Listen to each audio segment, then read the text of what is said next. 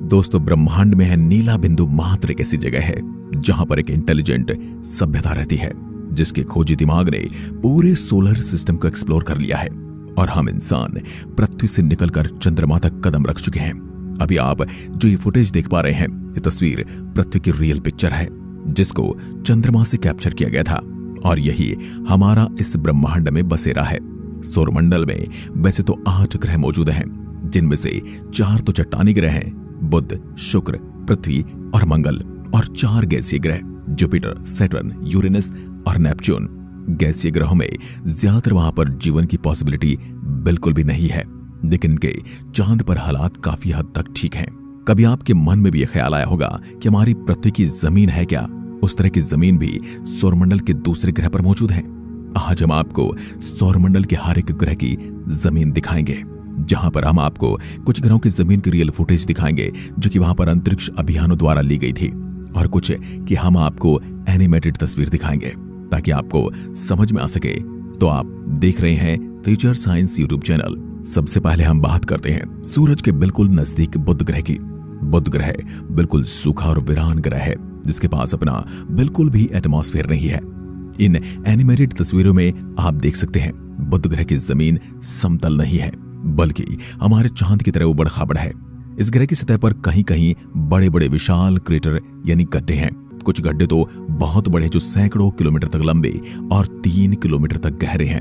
इन गड्ढों के बनने के पीछे का कारण वैज्ञानिक क्षुद्र ग्रह और धूमकेतुओं की बुध ग्रह से टक्कर मानते हैं, जिस कारण ये विशाल गड्ढे बने हैं। वैज्ञानिक ऐसा मानते हैं कि मरकरी की सतह पृथ्वी के चंद्रमा की सतह से काफी मिलती जुलती है। इसकी सतह देखने पर चंद्रमा जैसी लगती है। बुध ग्रह की जमीन पर सबसे पहला बड़ा गड्ढा जो आकार में लगभग 1550 किलोमीटर व्यास का है, इसका पता 1974 में मैरिनर 10 मिशन द्वारा लगाया गया था। दोस्तों, बुध ग्रह के वायुमंडल के अंदर मौसम नहीं पाए जाते, यानी हमारी पृथ्वी की तरह बुध ग्रह पर मौसम परिवर्तन नहीं होते। बुध ग्रह की सतह पर हम उतर नहीं सकते हैं, क्योंकि यहाँ दिन के तापमान का समय 450 डिग्री तक पहुंच जाता है, जबकि रात में तापमान बहुत ज्यादा गिर जाता है। रात में बुध ग्रह का तापमान -176 डिग्री सेंटीग्रेड तक पहुंच जाता है। इस तापमान में इंसान जिंदा नहीं रह सकता।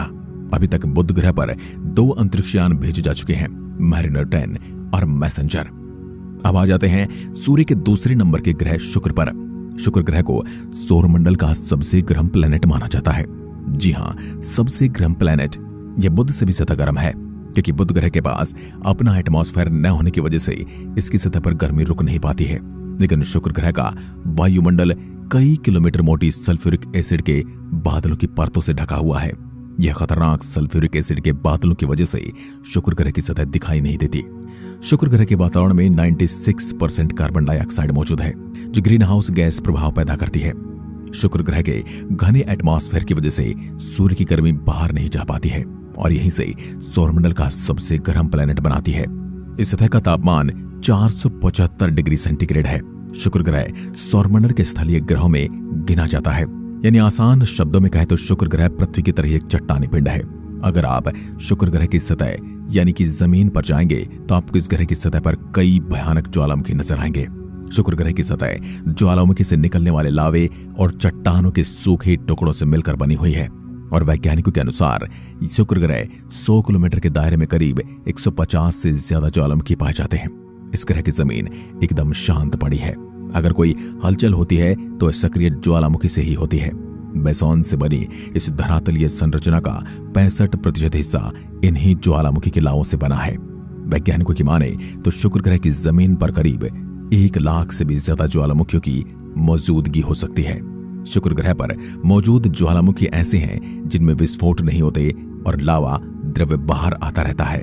शुक्र ग्रह पर हवा का दबाव पृथ्वी के 92 गुना अधिक है। शुक्र ग्रह पर चलना ठीक वैसा ही है जैसे पृथ्वी के किसी महासागर के 1 किलोमीटर नीचे चलना। शुक्र ग्रह की सतह बहुत ही गर्म होने के कारण कोई भी अंतरिक्षयान इस प्लेनेट पर ज्यादा देर नहीं टिक पाता है और जलकर पिघल जाता है। शुक्र ग्रह के घने बादलों के नीचे खतरनाक ज्वालामुखी से भरा हुआ एक नरक है।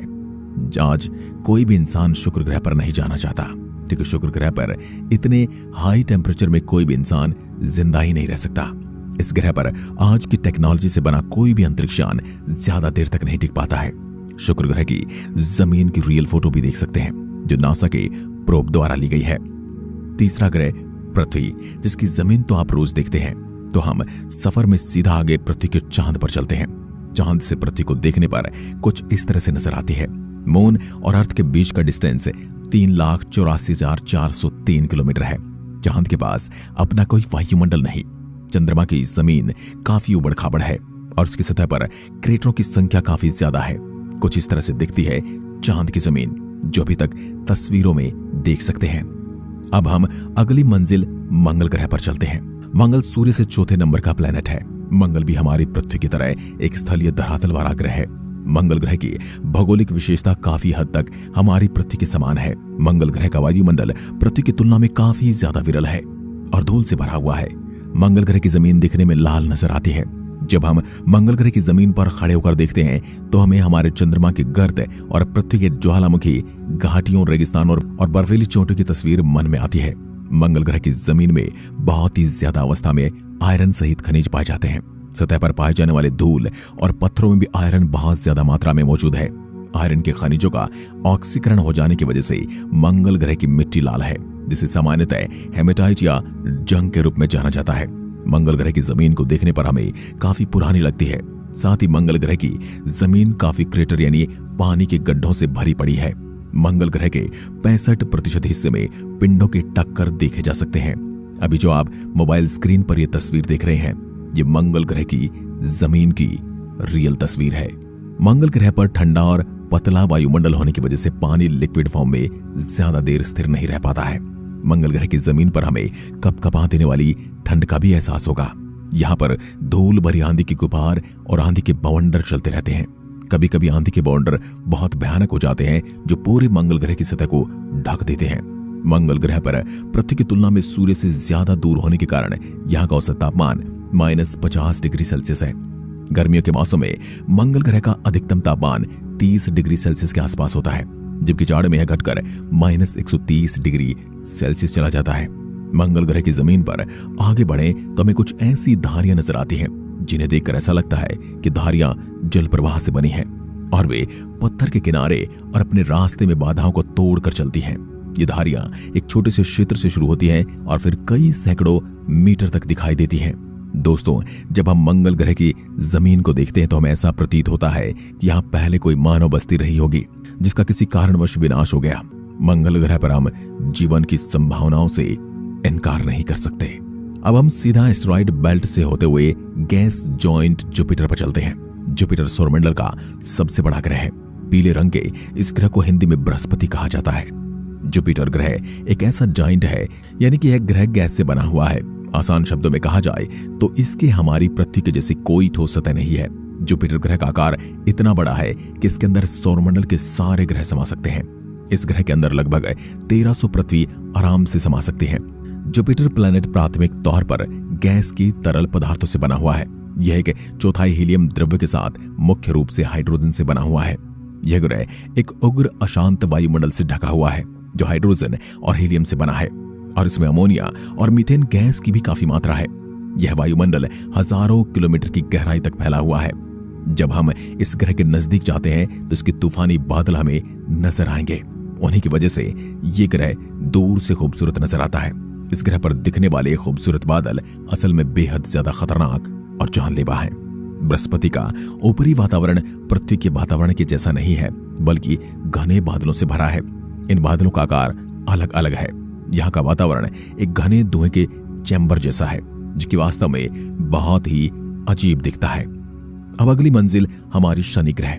विशाल, सबसे विचित्र और अद्भुत वलयाकार दिखाने वाला यह ग्रह बेहद ही रोचक है।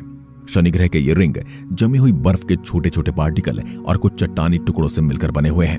दोस्तों, जमी हुई बर्फ सूर्य की किरणों को काफी मात्रा में रिफ्लेक्ट करती है। यही वजह है कि यह वलय हमें चमकीले नजर आते हैं। दोस्तों, शनि ग्रह पर आज तक 4 मिशन भेजे जा चुके हैं। सबसे पहला मिशन हमारा पायनियर 11 था। इसके बाद वॉयेजर 1, वॉयेजर 2 और कैसिनी हॉरिजॉन्स। कैसिनी वो मिशन था जिसके माध्यम से हमने शनि ग्रह का बहुत ही करीब से अध्ययन किया। यह वह पल था जब हम शनि ग्रह को बहुत ही करीब से देख रहे थे। शनि ग्रह एक बहुत ही बड़ा गैस का गोला है जिसमें हाइड्रोजन और हीलियम गैस की अधिकता है। शनि ग्रह का वायुमंडल 96.3% मॉलिक्यूलर हाइड्रोजन और 3.25 हीलियम से बना हुआ है और बाकी का बचा भाग अमोनिया, एसिटिलीन, इथेन, प्रोपेलेन और कुछ मीथेन से मिलकर बना हुआ है। शनि ग्रह का नीरस वायुमंडल सौरमंडल में दूसरा सबसे तेज हवा पैदा करने वाला वायुमंडल है, जिसकी रफ्तार 18 से 2000 किलोमीटर प्रति घंटा होती है। यह ध्रुव पर ध्रुवीय भंवरों को भी देखा जा सकता है। अब हम शनि ग्रह के वायुमंडल के नीचे की ओर जाते हैं और इसकी गर्मी और एटमॉस्फेरिक दबाव बढ़ता जा रहा है। शनि ग्रह की भी कोई जुपिटर की तरह ठोस जमीन नहीं है। यह ग्रह पूरा का पूरा गैस से बना हुआ है, यानी हम इस ग्रह पर लैंड नहीं कर सकते हैं। अब आपको सीधा ले चलते हैं यूरेनस पर, यानी हिंदी में कहें तो अरुण ग्रह। यह दूरी के अनुसार सूर्य से 7वें नंबर का ग्रह है। यूरेनस प्लैनेट भी जुपिटर, सैटर्न और नेपच्यून प्लैनेट की तरह एक गैसीय प्लैनेट है। यूरेनस प्लैनेट के पास कोई ठोस सतह होने के चांस नहीं है। दोस्तों, अभी तक हमने यूरेनस प्लैनेट पर एक ही मिशन भेजा है, जिसका नाम है वॉयेजर 2। अरुण और वरुण ग्रह के एटमॉस्फेयर में जुपिटर और सैटर्न की तुलना में बर्फ अधिक है। पानी की बर्फ के अतिरिक्त इनमें जमी हुई अमोनिया और मीथेन गैस की बर्फ भी मौजूद है। यही वजह है कि कई वैज्ञानिक इसे बर्फीला गैसीय ग्रह भी कहते हैं। यूरेनस प्लैनेट के एटमॉस्फेयर में 83% हाइड्रोजन, 15% हीलियम और 2% मीथेन गैस मौजूद है। सौरमंडल के सभी ग्रहों की तुलना में यूरेनस प्लैनेट का वायुमंडल सबसे ठंडा है। यहाँ का औसत तापमान -224 डिग्री सेंटीग्रेड है। यूरेनस प्लैनेट पर काफी तेज हवाएं चलती हैं। यहाँ के वातावरण में हवाएं 900 किलोमीटर प्रति घंटा की रफ्तार तक पहुंच जाती हैं। इस ग्रह पर वातावरण के मुख्य रूप से हाइड्रोजन, हीलियम और मीथेन गैस है। मीथेन सूर्य से प्राप्त सभी लाल किरणों को अवशोषित कर नीले रंग को दर्शाता है। इसी वजह से यह ग्रह खूबसूरत नीले रंग का दिखाई देता है। अब हमारी अगली डेस्टिनेशन सौरमंडल का सबसे अंतिम ग्रह नेपच्यून ग्रह है। दोस्तों, अन्य गैसीय प्लैनेट की तरह नेपच्यून प्लैनेट के छल्ले बोले तो रिंग है। अब तक नेपच्यून प्लैनेट के 5 छल्लों की खोज की जा चुकी है। नेपच्यून के छल्ले शनि ग्रह की तरह चमकदार नहीं है, ये बहुत ही पतले और धुंधले हैं। अब तक हमने नेपच्यून प्लैनेट पर एक ही मिशन भेजा, जिसका नाम है वॉयेजर 2। नेपच्यून का वायुमंडल 74% हाइड्रोजन, 25% हीलियम और लगभग 1% मीथेन से मिलकर बना है। नेपच्यून गैसों से बना एक विशाल ग्रह है। इसके एटमॉस्फेयर में बर्फीले बादल और सौरमंडल में दर्ज सबसे तेज हवाएं भी हैं। वायुमंडल के चरम सीमाओं में बर्फीले मीथेन और मामूली गैसों के कण नेपच्यून को अपने गहरे नीले रंग का रंग देती हैं। नेपच्यून प्लैनेट की सतह का औसत तापमान -214 डिग्री सेल्सियस है। वरुण ग्रह की बनावट काफी हद तक अरुण ग्रह के समान है। अरुण और वरुण के 66% एटमॉस्फेयर में बृहस्पति और शनि की तुलना में बर्फ की अधिकता है। पानी की बर्फ के अतिरिक्त इनमें जमी हुई अमोनिया और मीथेन गैस की बर्फ भी मौजूद है। इसलिए कभी कभी खगोल शास्त्री इन दोनों को बर्फीले गैस दानव नाम की श्रेणी में भी रखते हैं। अब हम हमारी यात्रा को यहीं खत्म करते हैं। प्लूटो पर हम किसी अन्य वीडियो में जाएंगे। तो कैसी लगी हमारे सौरमंडल की यात्रा? अगर वीडियो अच्छा लगा है तो इसे लाइक जरूर कर देना। वीडियो को पूरा देखने के लिए आपका बहुत बहुत धन्यवाद।